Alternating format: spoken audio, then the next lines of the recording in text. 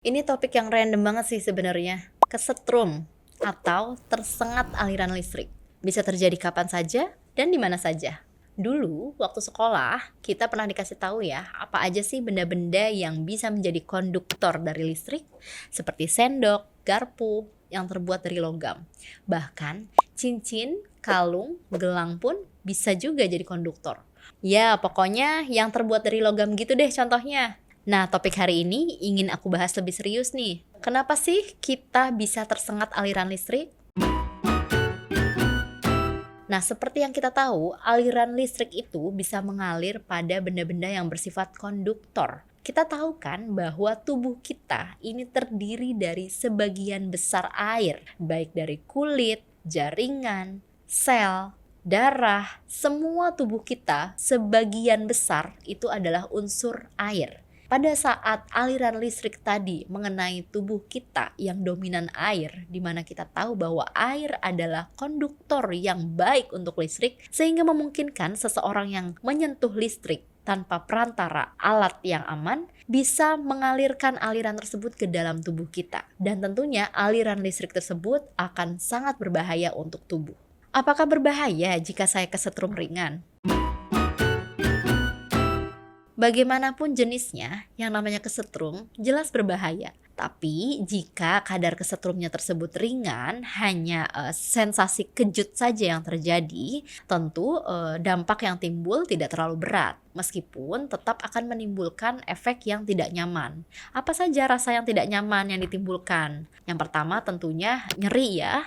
Akan ada rasa nyeri karena tubuh mengeluarkan sinyal ke otak bahwa ada sesuatu yang tidak beres nih dengan mengeluarkan rasa nyeri tersebut. Nah, kemudian ada juga kram kesemutan yang timbul beberapa saat setelah terjadi kesetrum atau sensasi kejut dari setrum yang ringan tadi. Nah, kemudian bisa juga ada luka bakar meskipun minimal yang terjadi karena aliran listrik tadi bersifat panas. Tentu luka bakar tersebut juga akan meninggalkan bekas luka yang tidak baik jika tidak ditangani dengan tepat. Kemudian sengatan listrik tadi juga bisa menyebabkan permasalahan pada syaraf seperti rasa kesemutan, rasa kebas, dan kerusakan pada sebagian syaraf, baik itu syaraf tepi maupun syaraf pusat. Apakah tersengat listrik bisa menyebabkan kerusakan organ?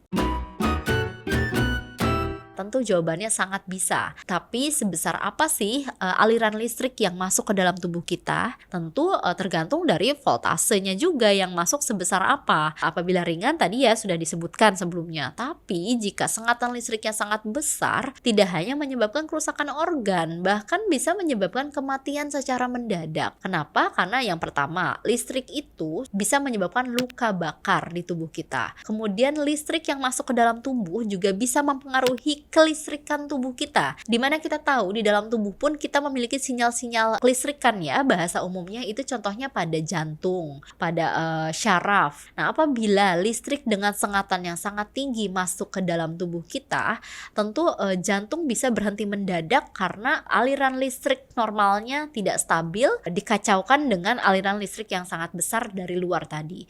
Jadi jantung bisa mengalami henti gerakan mendadak. Kemudian bisa juga terjadi kerusakan di organ-organ di dalam tubuh seperti di ginjal, juga di syaraf, sistem syaraf pusat, kerusakan di otak, itu juga bisa diakibatkan karena hantaran listrik yang sangat besar. Tentu akibatnya selain bisa menyebabkan henti jantung mendadak, juga bisa mengalami kerusakan di multi organ. Dalam waktu yang cepat, hal tersebut bisa menimbulkan kematian mendadak pada seseorang. Bagaimana sih caranya kita tahu tingkat keparahan kesetrum? Tentunya yang pertama kita harus mengetahui gejala apa yang timbul setelah kita menyentuh aliran listrik tadi. Yang pertama, yang paling luar ya, kita lihat dari area kulit terlebih dahulu.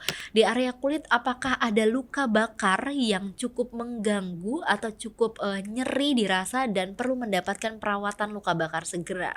Nah, jika luka tadi cukup besar, tentu harus dilakukan perawatan luka bakar segera karena jika tidak akan menimbulkan komplikasi lebih lanjut atau kerusakan jaringan di sekitarnya. Lalu yang kedua, apakah menimbulkan rasa tidak nyaman di tubuh seperti dada yang berdebar sangat kencang, jantung yang berdebar sangat kencang. Itu mungkin terjadi gangguan kelistrikan di area jantung seperti takikardi, maupun bisa juga penurunan detak jantung, bradikardi, atau tidak beraturan, aritmia, atau bahkan gerakan jantungnya menjadi tidak stabil. Nah, itu tentunya akan menimbulkan tingkat keparahan yang lebih jauh lagi. Nah, kemudian bisa dilihat juga apakah terjadi permasalahan pada syaraf, misalkan terjadi kejang, lalu terjadi kontraksi otot berlebih di area tertentu. Nah, itu harus dilihat tingkat keparahannya, dikonsultasikan dengan dokter agar mendapatkan penanganan yang tepat. Karena bagaimanapun aliran listrik yang masuk ke dalam tubuh tentunya akan sedikit banyaknya mempengaruhi susunan dari tubuh kita sendiri. Jadi memang harus diperhatikan perubahan apa saja yang terjadi setelah terjadi proses kesetrum tadi agar dokter bisa menganalisa penanganan apa yang harus dilakukan segera. Oke, henti napas juga bisa terjadi karena terjadinya kerusakan di otot-otot nafas dan juga syaraf yang mengatur otot nafas. Fakta atau mitos nih, benar bahwa kesetrum dapat mempengaruhi jantung dan paru-paru. Oke, itu fakta ya. Tadi sebenarnya sudah dijelaskan bahwa jantung dan paru-paru itu terdiri dari otot-otot atau syaraf yang diatur oleh kelistrikan. Nah, apabila listrik itu masuk dari luar, akan mempengaruhi proses kelistrikan dari jantung atau otot yang mempengaruhi alat bantu nafas. Jadi, bisa berpengaruh terhadap gerakan jantung dan juga proses gerak pada proses nafas di paru-paru. Fakta atau mitos, kesetrum dapat membahayakan sistem saraf kita. Fakta bahwa aliran listrik yang sangat tinggi itu bisa mengacaukan aliran syaraf, karena syaraf pun sebenarnya memiliki aliran kelistrikan sendiri di dalam tubuh. Nah, aliran listrik tadi bisa merusak sel-sel syaraf, bisa merusak jaringan syaraf, dan bisa secara utuh merusak sistem saraf di pusat, sehingga tentunya akan membahayakan orang yang terkena listrik tadi. Pertolongan pertama apa yang harus dilakukan jika seseorang kesetrum? Teman-teman harus ingat nih, sebelum menolong orang yang kesetrum, matikan dulu sumber listrik yang ada di sekitar. Hati-hati, karena sangat cepat listrik itu bisa terhantarkan dari satu orang ke orang lainnya. Salah-salah niat menolong, malah teman-teman ikut kesetrum juga. Setelah dipastikan tidak ada lagi sumber listrik yang ada di sekitar situ, teman-teman baru bisa menolong. Atau jika memang sangat sulit untuk menghentikan aliran listriknya, teman-teman bisa menghalau dengan menggunakan alat-alat yang bersifat isolator. Contohnya adalah plastik. Nah, tidak boleh menggunakan peralatan yang basah ya, karena harus diingat air itu adalah bisa menghantarkan aliran listrik. Setelah teman-teman memisahkan atau menjauhkan korban dari sumber listrik yang ada, baru teman-teman bisa melihat kondisi pasien. Segera cek kondisi apakah pasien masih dalam kondisi sadar atau tidak, apakah masih ada nadi, masih ada nafas. Jika tidak ada nadi, tidak ada nafas, segera lakukan resusitasi jantung paru sambil menunggu bantuan medis datang. Segera panggil bantuan medis untuk memastikan pasien tersebut ditangani dengan cepat. Nah, apabila pasien masih dalam kondisi sadar, lihat dan tanya apakah ada keluhan yang dirasakan oleh pasien. Apabila ada luka bakar, kita bisa membantu dengan meredakan luka bakar tersebut dengan air yang mengalir tentunya. Kemudian apabila ada rasa tidak nyaman di tubuh, tentunya bisa diletakkan tubuh tersebut agar rileks di ruang terbuka supaya tidak terjadi gangguan yang lebih berat lagi. Intinya, segera panggil pertolongan medis agar pasien diperiksa secara utuh dan dilakukan penanganan yang cepat, dan jika dibutuhkan langsung dibawa ke fasilitas kesehatan yang memiliki peralatan emergensi.